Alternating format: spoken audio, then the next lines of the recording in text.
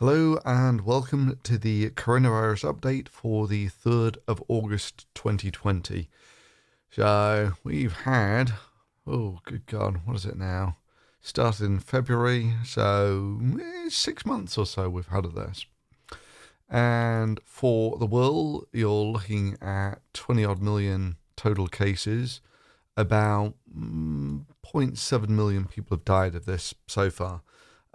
So yeah, I mean, we're probably, if you take a look at the daily cases for the world, we're guessing halfway, optimistically, pending, assuming there aren't going to be any extra waves and surprises like that. Yeah, we're probably about halfway. Just looking at the curve here, where is this going to level out? How many extra deaths are you going to get on this? So let's take a quick look around the world. Many other countries other than the United States have started to cook up significantly. The US still holds the record for most cases per day. By the way, loads of people are very skeptical that it's about this time is when the CDC were told that they weren't going to be reporting these numbers anymore. They were going to go to another department, and there's worries about fiddling the figures. With maybe some justification, seeing as Trump is always talking about doing less testing, then you'll find less cases. It's kind of like saying, less teenage pregnancy tests means less teenage pregnancy. But anyway, so for me, these curves don't look out of the ordinary. If you take a look at the first wave, the second wave, it's plausible. It doesn't really greatly matter in any event because the number of people dying from this, it'll follow through there anyway. So America is currently on about, it's somewhat over 1,000 people dying per day, which is, it's a 9/11 every 2 to 3 days. That's the current death rate on this. And this is probably significantly lowballed. And this is the thing. I'm stunned, constantly stunned by the amount of conspiracy crap that cooks up about this. About you're politicizing the coronavirus and whatever, and it's like the figures kind of speak for themselves anyway. So the way you would normally calculate that. So everyone accuses everyone else of undercounting their figures. And there is obviously an incentive for governments, no matter where they are in the world, to not want to count things as coronavirus deaths. And, so you go to our conspiracy nut quack, Butter, Dr. Butter.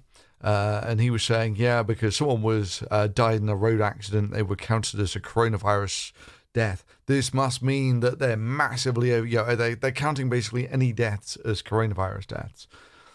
Well, they're probably undercounting by the tune of about 30% on all of these. So, while America's total deaths it's probably up at about 200,000 already. And the reason for that is you look at the death rates for previous years and the death rate of this year. So this one is New England Journal of Medicine. And they reckon looking up to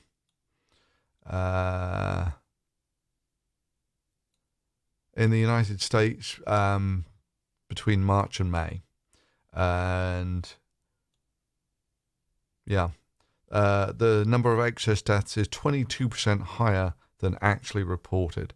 And you might recall early on, there was a thing where China, who was a long way down, who everyone also accused of fiddling their figures.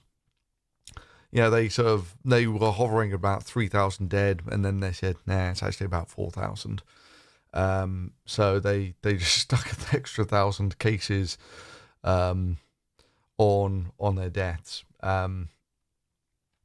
And that's probably about right. I mean, the thing is that dying of the coronavirus is not the only way that the coronavirus can kill people during a pandemic. the thing is, there's lots of people who need medical help, and if the hospitals are all full of people with coronavirus, the hospital's blocked up and those people don't get their life-saving medicine. And I've seen estimates that that's also to the tune of probably about 30%. So, these numbers, if you're taking a look at how many people the coronavirus has killed, probably add 30% to this number. But then, these numbers are probably in the right ballpark for the number of people who actually die from the virus. So, where are we? America is doing terribly. We will see if the deaths die down in the next couple of weeks. This is probably legit. If it's fixed by someone, it's not really going to make any difference. The deaths will still be recorded. The number of reported cases will deviate. There'll be a divergence at that point. Brazil also didn't take it very seriously. They also have had spiky days where they have rivaled America, but look like they're now kind of plateauing. But they're rivaling America for infections, and India is cooking up very badly, to the point where India is now almost as bad as America in terms of daily confirmed cases. And with India, these numbers are probably massively lowballed. Russia is bad, and this if you want to know what fixed data probably looks like, this looks way too smooth. So they might be doing some smoothing on their data. I don't know. Then you get to Mexico, build a wall. And Mexico, I forget actually, what's the population of Mexico? Is that 150 million as well? Mexico. Okay, no, it's 120 million, so it's about a third of America, and it's on paper less infected. In reality, I would guess probably comparably so. But then you compare north of the border to Canada, and Canada is doing much better than America. Some signs of second wavy type stuff. But what was America at? You've got 1/40th of the cases in Canada and 1/15th of the deaths for a country that has 1/10 of the size. So Canada is doing conspicuously better than America at the moment. There's still this general pattern that a lot of the countries that seem to be heavily infected here tend to be sort of equatorial in nature. I don't know if that's the air conditioning forcing everyone inside or something. But all of the south of America was where they were getting it bad. And so likewise, you come to countries which you would expect not to be that hard hit by a respiratory virus. Spain's pretty hot and dry. And they're resurging. Saudi Arabia, they had a fairly decent spike. And Iran and Iraq, both, Qatar, these are all actually Qatar looks like it's doing better. But this is where it gets crazy. Sweden is almost going to overtake China. In fact, it's already overtaken it in terms of deaths. Even if you assume they undercount like everyone else, they're still, and Israel, they're doing badly as well. This is the thing. You can easily spike up several times higher than you were to begin with. And if I remember rightly, Japan is also,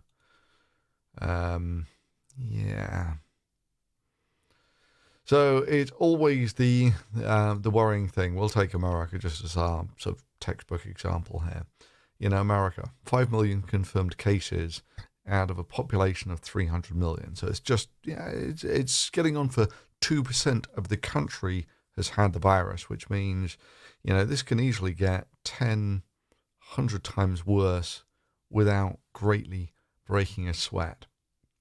And of course, it is aggravated in America by people pushing fake medicine, or things that don't work. Like, you recently had this woman who Trump retweeted saying that hydroxychloroquine was fantastic. She treated loads of patients and they'd all got better. And it turns out she's absolutely crazy. Gives sermons, preaches about demon seeds and the Nephilim. The Nephilim, the giants that walked the earth in the age of the Bible.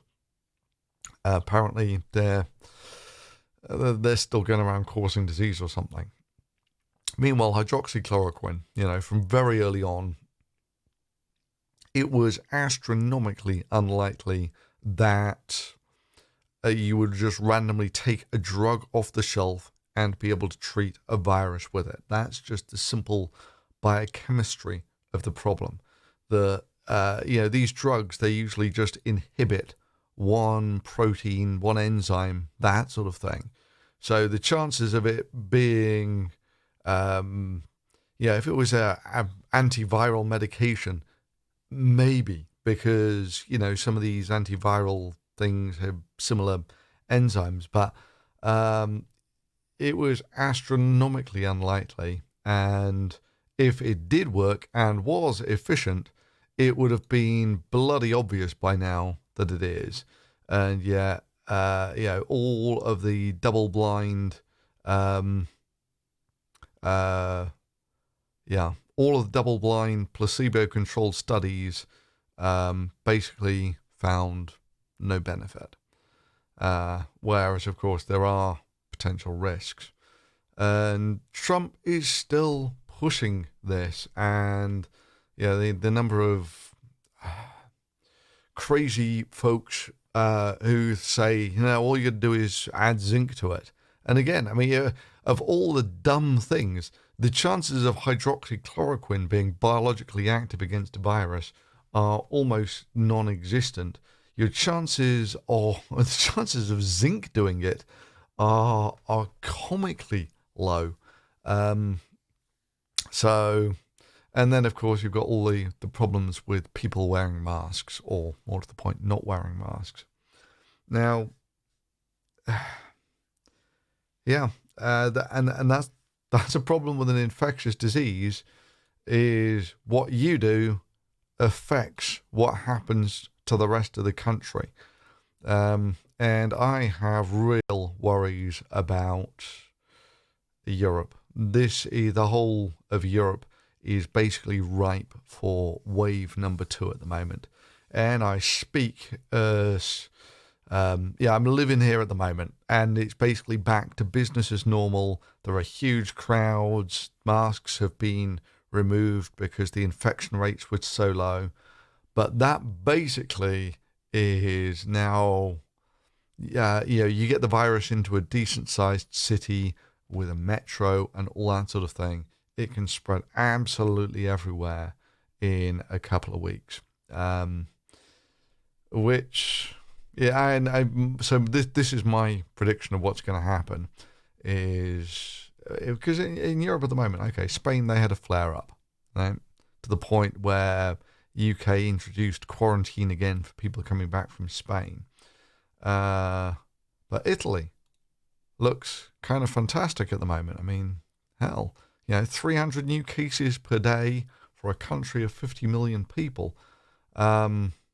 Germany, they had a bit of a resurgence as well. They're cooking up a bit.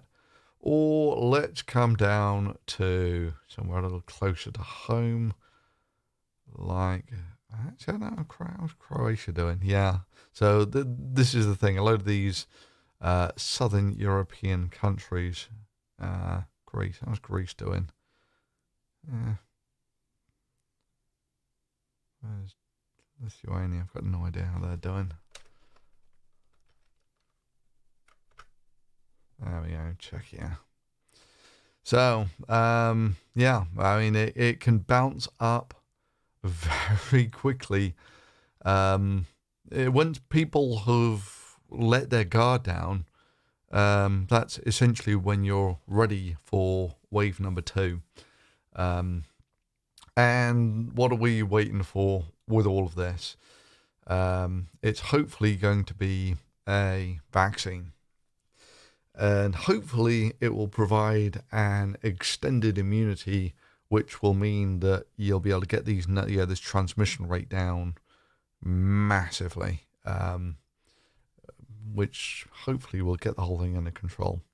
Anyway, so that's the virus update. If you found that useful, please give a thumbs up to the video, and thanks for watching.